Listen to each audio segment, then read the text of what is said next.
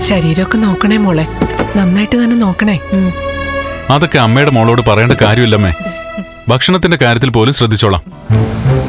ഒട്ടും വിശ്വാസമില്ലാത്ത ആൾക്കാർ താമസിക്കുന്ന വീടാ. ആ ബോധം ഞങ്ങൾക്കുണ്ട്. എന്തെങ്കിലും കുഴപ്പമുണ്ടെങ്കിൽ ആ നിമിഷം തന്നെ ഇയാളെ അനന്തുവിന്റെ വീട്ടിലേക്ക് മാറ്റിക്കോളാം. ഈ വാർത്ത അറിയുമ്പോൾ തന്നെ ലേഖ അനന്തവും പറയും അവിടെ നിർത്തിക്കൂടെയെന്ന്.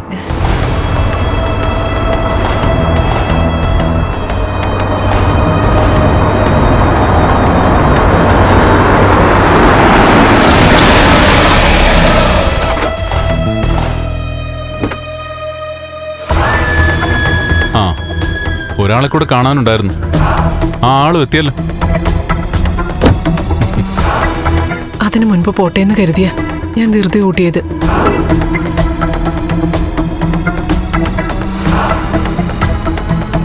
ആ, നിന്റെ മോള് മാത്രമല്ലല്ലോടി, പ്രിയപ്പെട്ട മരുമോനും ഉണ്ടല്ലോ. മൂന്നാറ്റിലൊക്കെ പോയി മൂന്നാറിങ്ങി വിലക്ക് വാങ്ങിച്ചോടാ.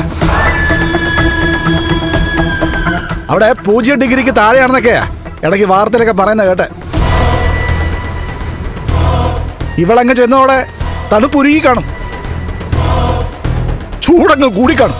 അങ്ങനെ ചൂട് കൂട്ടണമെങ്കിൽ നിങ്ങൾ നിങ്ങളുടെ അമ്മയും മോളും കൂടെ അങ്ങോട്ട് പോകണം.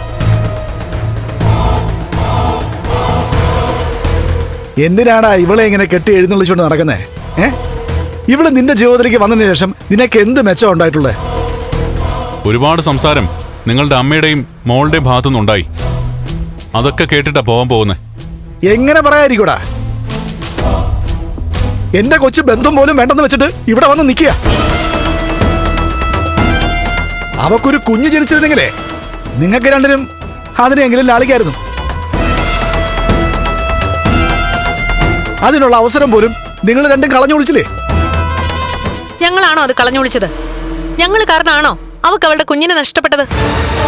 ആ, കുഞ്ഞിനെ നഷ്ടപ്പെട്ട കഥയൊക്കെ ഞങ്ങൾക്കറിയാം. അത് കേസായിരുന്നെങ്കിൽ അമ്മയും മോനും കൂടെ ഇപ്പൊ ജയിലിൽ കിടന്നേനെ. മോളുടെ കുഞ്ഞിനെ ഇല്ലാതാക്കിയിട്ട് മറ്റുള്ളവരുടെ തലയിൽ ആ കുറ്റം കെട്ടിവെക്കാൻ നോക്കുകയാണോ? അവക്ക് ഇനി ഒരു കുഞ്ഞ് ജനിക്കൂടി. എന്റെ മോക്കെ ഒരു കുഴപ്പമില്ല. അതുപോലെ തന്നെയാണ് നിന്റെ മോളുടെ കാര്യവും. ഇവക്കൊരു കുഞ്ഞ് ജനിക്കാൻ ഒരു തടസ്സവുമില്ല. ആ തടസ്സം എന്ന് പറയുന്നത് ഇവനാ. മുരുത്തിയുടെ ജീവിതം നശിപ്പിച്ചതിന് നഷ്ടപരിഹാരമായിട്ടാ ഇവനിപ്പോ ഇങ്ങനെ ഓരോന്ന് ചെയ്തുകൊണ്ടിരിക്കുന്നത്. നീ മൂന്നാർ ചുറ്റുന്നതും നാളെ ചന്ദ്രനിൽ പോന്നെങ്കിൽ അങ്ങോട്ട് പോകുന്നതൊക്കെ നിനക്കൊരു കുഞ്ഞിനെ തരാൻ കഴിയില്ലെന്നുള്ള ബോധമുള്ളതുകൊണ്ടാ. അത് ഞാനങ്ങ് സഹിച്ചു. ആ, ഇനിയിപ്പോ സഹിച്ചല്ലേ പറ്റൂ. നിങ്ങൾ പറയുന്ന കഴിവുകെട്ട എന്നെ എന്റെ ഭാര്യയ്ക്ക് ജീവനാ. മറിച്ച് ഈ അമ്മ നിങ്ങൾ കാരണം ഒരുപാട് തവണ കരഞ്ഞിട്ടുണ്ടാവും.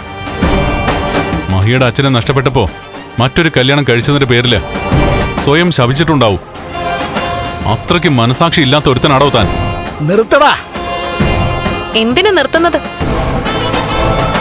കണ്ണേട്ടം പറഞ്ഞതിന്റെ അപ്പുറം പറയാൻ എനിക്കുണ്ട്. പറയണോ അത്?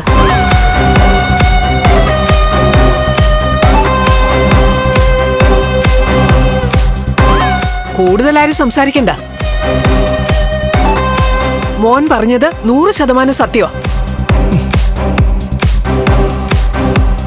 കണ്ണനൊപ്പം രാജകുമാരിയെ പോലെയാ എന്റെ മകള് ജീവിക്കുന്നത്. അങ്ങനെ കഴിയേണ്ടടുത്ത് നിങ്ങളും നിങ്ങളുടെ അമ്മയും കൂടി നശിപ്പിച്ചതാ എന്റെ ഇളയ മോളുടെ ജീവിതം.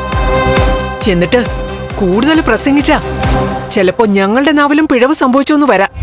എന്തിനാണ് ഇങ്ങനെ വഴക്കിടാൻ വേണ്ടി ഇവളെ കൊണ്ട് വരുന്നേ?